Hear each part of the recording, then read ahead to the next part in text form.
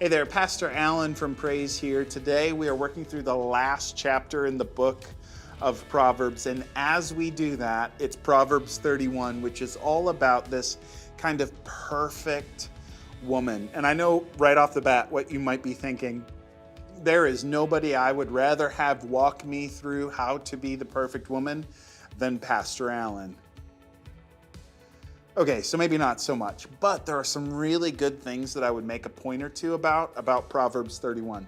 For some, when they read this can feel a little oppressive, like this is what I need to look like as the idealized woman.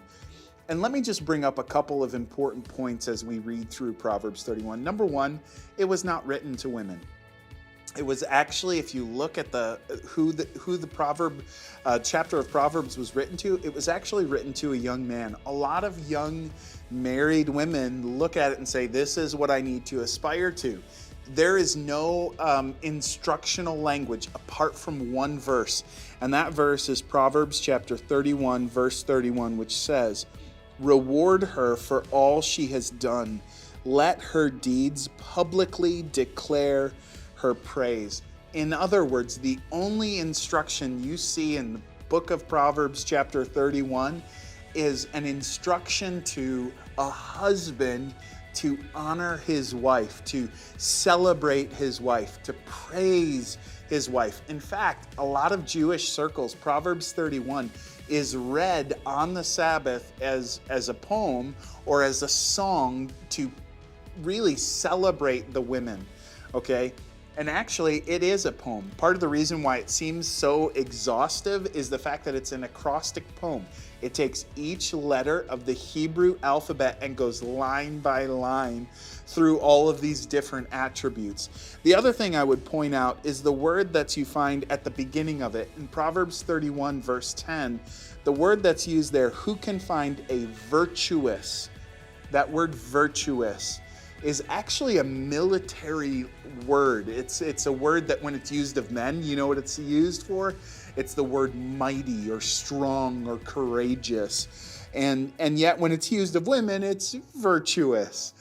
It's also used of a very specific woman in Scripture. It's used of Ruth. In Ruth chapter 3, verse 11, Boaz is talking to Ruth before they're married, before she bears children, before she becomes a homemaker. When she's out gleaning the fields and providing for her family, Boaz calls her a virtuous woman. She is somebody who is courageous, and this is not kind of really a part of this very specific vocation as a homemaker. It is apart from that.